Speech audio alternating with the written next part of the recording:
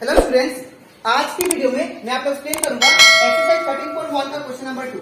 हम लोग class 10 maths का चैप्टर 13 कर रहे थे, that is surface area in volume. इसके पिछले वीडियो में मैंने आप लोग को एक्सरसाइज 13.1 का क्वेश्चन नंबर 1 मैंने आप लोग को एक्सप्लेन कर दिया था, ठीक है। और इसी के साथ साथ मैंने आप लोग को चैप्टर 13 का जो इंट्रोडक्शन पार्ट था वो भी मैंने आप लोग को डिटेल में एक्सप्लेन कर दिया, ठीक है। और इसी के साथ साथ अभी तक मैंने क्लास 10 मैथ्स का chapter 1, chapter division, chapter 2, chapter 3 and chapter that is 8, chapter 12 and chapter that is 14, इन सभी चैप्टर का और इसी के साथ साथ मैंने आप लोग को चैप्टर 11 का भी जितना भी टॉपिक था और जितना भी एक्सरसाइज क्वेश्चन था और जितना भी एग्जाम्पल क्वेश्चन था वो सारा एक्सप्लेन कर दिया, ठीक है। तो अगर आपको सारा क्वेश्चन अच्छे से सीखना है तो आप लोग उसको मेरे यूट्यूब चैनल में जाके उसको देख सकते हो, ठीक है। मैंने हर एक चैप्टर का प्लेलिस्ट बना के अपलोड कर दिया, ठीक है। तो स्टार्ट करते हैं क्लास। यहाँ पे हम लोग को एक्सरसाइज 13.1 का क्वेश्चन नंबर 2 में दिए गए A vessel is in the form of a hollow hemisphere। एक वेसल है जो कि hollow hemisphere के फॉर्म में, ठीक है, hollow hemisphere माउंटेड बाय ए hollow cylinder। अब सबसे पहले आपको पता होना चाहिए कि hollow hemisphere क्या होगा।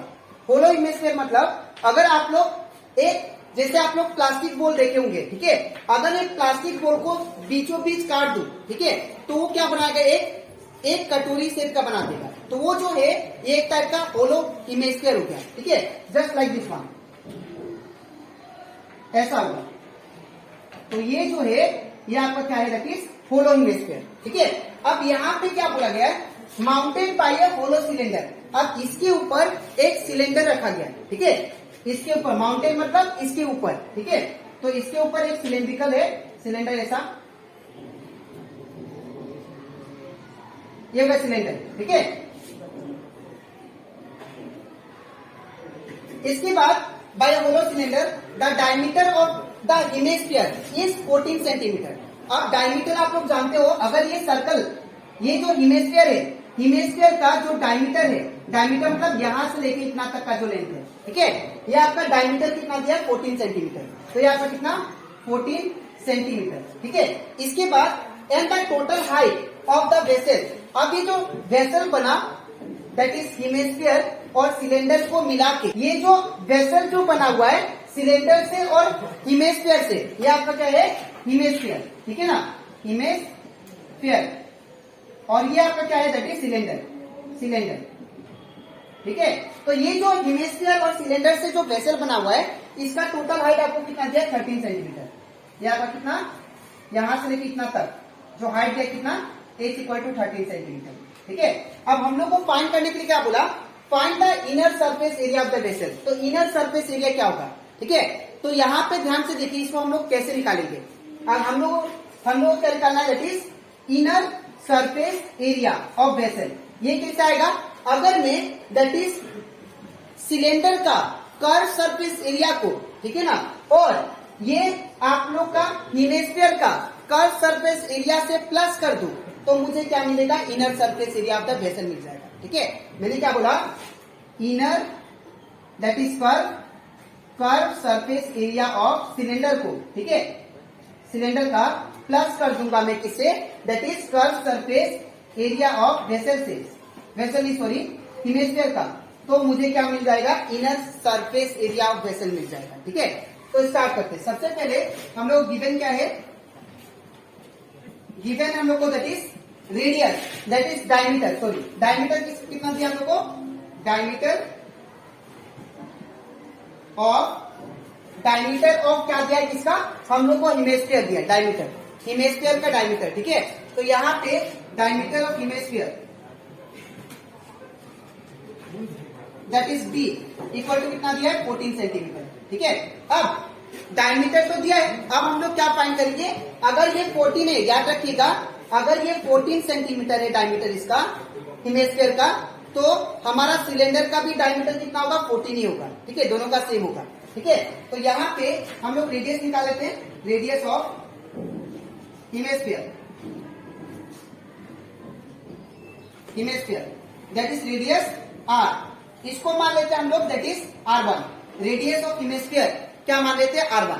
ये r1 इक्वल टू कितना, दैट इज हमारा, हम लोग जानते हैं फॉर्मूला क्या होता है, डायमीटर से, डायमीटर और रेडियस के बीच में जो रिलेशन होता है ये क्या होता है, that is R equal to D by 2, ठीक है ना। तो डायमीटर कितना दिया 14, यहाँ पे D होगा स्मॉल d बाई 2, तो 14 नीचे 2, तो ये कितना आ गया, दैट इज 7 सेंटीमीटर, ये हम लोग का रेडियस आ गया, ठीक है। इन द सेम वे हमारा radius of that is cylinder क्या होगा, सिलेंडर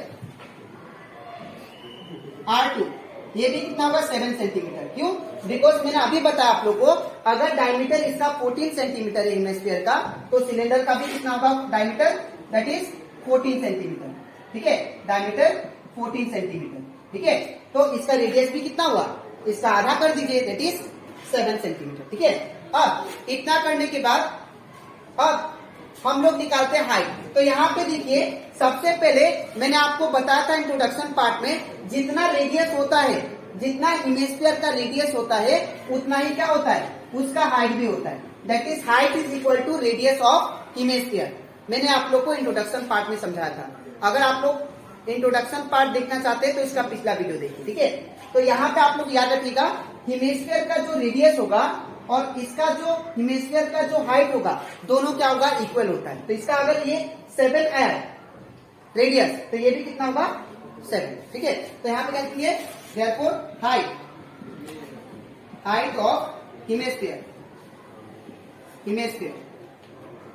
हाइट ऑफ हेमिस्फीयर क्या होता है, दैट इज, इसको हम लोग h1 से डिनोट करते हैं, ठीक है, h1।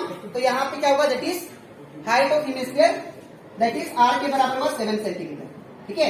इसके बाद हाइट ऑफ सिलेंडर, तो height of cylinder that is h2, height of cylinder ये वाला। आप देखिए ध्यान से, अगर मेरा पास हाइट ये जो है हाइट, ये जो इतना हाइट है, ये 7 सेंटीमीटर है, ठीक है, और ये 13 सेंटीमीटर है, ये टोटल 13 और एक 7, तो ये कितना होगा, बस इसमें से मैं 7 को माइनस कर दूंगा, तो मुझे ये मिल जाएगा, ठीक है। मैं फिर से बता रहा हूँ, मुझे टोटल हाइट है वेसल का दिया है 13, ठीक है, हाइट ऑफ वेसल इज 13, और ये हेमिस्फीयर का हाइट कितना दिया है 7, ठीक है, हेमिस्फीयर का हाइट 7। तो अगर मैं 13 में से 7 को काट दूं तो कितना बचेगा, मेरा हाइट ऑफ सिलेंडर आ जाएगा, ठीक है। तो यहाँ पे क्या होगा, that is height of cylinder h2 कितना होगा, 13 माइनस 7, तो 13 माइनस 7, तो ये कितना होगा, तो इसको काट देते हैं, तो 13 में से 7 गया तो इट बिकम 6, तो यहाँ पे 6 सेंटीमीटर इसका हाइट आ गया h2, ठीक है। अब इतना करने के बाद अब हम लोग निकालते हैं that is inner surface area of vessel, ठीक है। तो यहाँ पे मैं लिखता हूं, therefore inner surface area of vessel, ये कैसे आएगा, इक्वल टू, ये कैसे आएगा, that is inner curve surface area of, क्या लिखेंगे, cylinder plus inner curve surface area of hemisphere, ठीक है। तो inner curve surface area of cylinder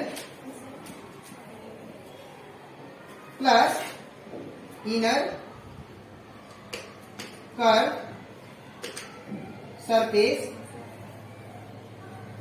area of hemisphere, इन दोनों को मैं प्लस कर दूंगा ताकि मुझे inner surface area of vessel मिल जाए, ठीक है। तो यहाँ पे क्या होगा, यहाँ पे लिखेंगे इक्वल टू, अब यहाँ पे therefore inner surface area of vessel, अब दोनों का फॉर्मूला पुट करते हैं। अब हम लोग जानते हैं inner curve surface area of cylinder, जो कर्व सरफेस एरिया पे सिलेंडर का फॉर्मूला होता है वो क्या होता है, 2 पाई आर एच, ठीक है। तो यहाँ पे क्या होगा, 2 पाई आर एच प्लस, अब यहाँ पे inner curve surface area of hemisphere का क्या होता है, 2 पाई आर स्क्वायर, ठीक है। तो यहाँ पे 2 पाई आर स्क्वायर, ठीक है। यहाँ पे इसके बाद क्या करना है, यहाँ पे देखिए फॉर्मूला लिखने के बाद यहाँ पे अगर आप लोग ध्यान से देखो 2 पाई कॉमन है, ठीक है, तो मैं 2 पाई को बाहर निकाल देता हूँ, ठीक है। यहाँ पे मैंने 2 पाई को बाहर निकाल दिया, ब्रैकेट क्या बचा, आर एच प्लस यहाँ पे आर स्क्वायर, ठीक है। इसके बाद मैं सारा वैल्यू पुट करता हूं, तो 2/2 रहेगा इंटू, अब पाई का वैल्यू कितना है 22/7, तो यहाँ पे क्या हुआ 22/7, ठीक है ना। इसका ब्रैकेट R2, तो R2 का वैल्यू कितना है देखिए आप लोग 7 इंटू, और H2 का वैल्यू कितना है, तो H2 का वैल्यू 6, तो यहाँ पे 6 प्लस, अब यहाँ पे R1 का वैल्यू, R1 का स्क्वायर दिया है, ठीक है। तो R1 का वैल्यू कितना है आप लोग का 7, तो ये आपको क्या है R1 का वैल्यू, ठीक है। तो यहाँ पे 7 दिया है, तो R1 का वैल्यू 7 पुट करते हैं, लेकिन 2 टाइम्स लिखेंगे क्यों, बिकॉज यहाँ पे स्क्वायर दिया था, ठीक है, इसलिए 2 टाइम्स लिखा, ठीक है। इसके बाद 2 इंटू क्या होगा 22/7, अब इन दोनों में से क्या है 7 कॉमन है, तो अगर 7 कॉमन है तो बाहर निकालते हैं इंटू 7, तो क्या बचेगा 6 बचेगा, प्लस यहाँ से भी 7 मैंने कॉमन निकाला था, एक 7 बचेगा, ठीक है, तो 7। अब यहाँ पे ये दोनों कैंसिल, तो यहाँ पे क्या बचेगा 2 इंटू 22 इट बिकम 44 इंटू, अब 6 + 6 12 30, तो यहाँ पे 30। अब इन दोनों को मल्टीप्लाई करते हैं, ठीक है, तो यहाँ पे 44 इंटू 30, तो 4 3 12 का 2 1 है 13 इंटू 4 4, तो यहाँ पे कितना आएगा 2 7 5, तो यहाँ पे कितना आ गया 572 सेंटीमीटर स्क्वायर, ठीक है। तो ये कंप्लीट होता हमारा दैट इज एक्सरसाइज 13.1 का क्वेश्चन नंबर 2। तो आई होप आपको ये क्वेश्चन अच्छे से क्लियर हो गया होगा, ठीक है।